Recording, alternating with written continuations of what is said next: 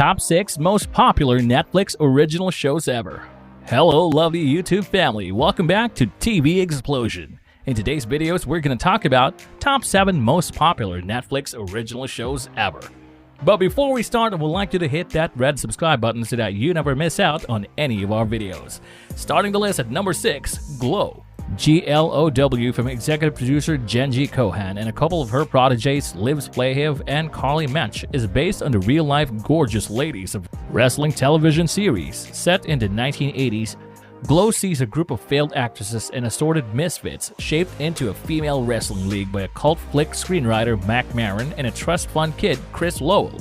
There's nothing particularly original about Glow, which traffics in a number of tropes and stereotypes, but the characters led by Alison Brie and Betty Gilpin are so unbelievably likable that it's almost impossible not to fall in love with these underdog heroes. It's a fast-paced, funny, and immensely sweet series that goes down like candy. Season 2 focuses the spotlight on the supporting cast as the women ready for their television debuts and contend with sexual harassment and misogyny in the workplace, and the show's third season felt like it was setting up a satisfying conclusion to the rich story these women share. Unfortunately, it looks like the pandemic has taken that away from us too.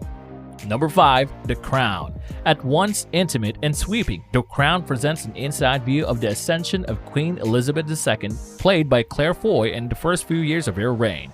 John Lithgow is featured as the indomitable Winston Churchill, struggling with the ignominy of the age at the end of his career. Churchill's support and mentorship of Elizabeth, despite his limitations, creates an emotional center around which various historical events turn. Elizabeth's relationship with her husband, Prince Philip, Matt Smith, is also wonderfully explored. His role as consort is one that he by turns delights in and rebels against, and because the show has committed to exploring Elizabeth's length reign, we're treated to different versions of these characters throughout their lives. In Season 3, Olivia Colman picks up the crown, while Tobias Menzies plays Prince Philip and Helena Bonham Carter comes on board as Princess Margaret. Number 4. When They See Us. Director Ava DuVernay's limited series about the wrongfully accused men in the Central Park 5 case is an emotionally heavy reimagining of a truly tragic event in our history. The series sheds light on racial profiling and corruption in the NYPD as a group of young black men are targeted for their heinous crimes and put on trial with little evidence. It's a gripping, heartbreaking retelling, but one that feels sadly relevant. Number 3. Ozark. Ozark, from the part of the team behind Ben Affleck's The Accountant, is an example of what we call stress-watching television. A combination of Breaking Bad and Bloodline, Ozark sees a money launderer, Jason Bateman, and his wife Lori Linney move from Chicago to backwoods Missouri in an effort to clean $8 million in 3 months, lest their entire family be killed by a Mexican drug cartel.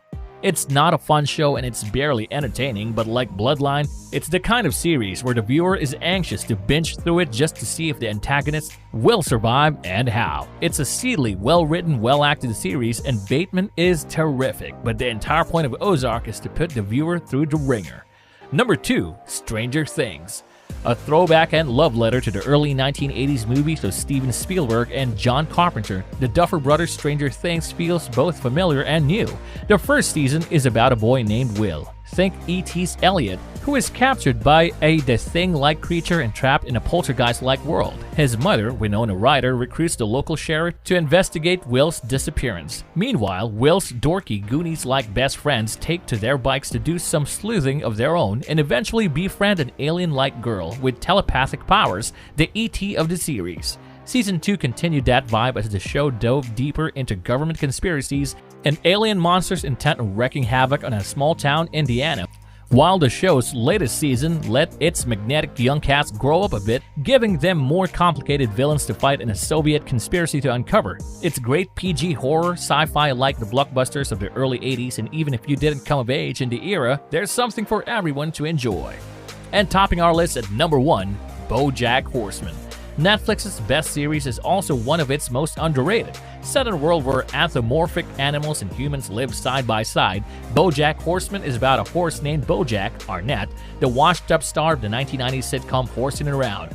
After a decade boozing on his couch and sleeping around, Bojack tries to resurrect his celebrity relevance with decidedly mixed results. His agent's and on-again, off-again girlfriend is a Persian cat, Amy Sedaris. His rival, Paul F. Tompkins, is a golden Labrador. He's in love with a human woman who works as a ghostwriter, Alison Brie, and he has a layabout roommate, Aaron Paul, with whom BoJack has a codependent relationship. On the face of it, it's a zany satire of Hollywood and celebrity culture. What's unexpected, however, is that BoJack Horseman may be television's most honest and thorough examination of depression. The writing is sharp, the jokes are layered, and the situations are hilarious, but there's a melancholy undercurrent to the series. Despite being a horse, BoJack is also one of the most human characters on television. It takes 2 or 3 episodes to hook viewers into its world, but once it does, it's an impossible series to stop watching. That's all for today, folks. I hope you liked the video. If you did, make sure to hit that like button and subscribe to the channel so that you never miss any amazing videos from us.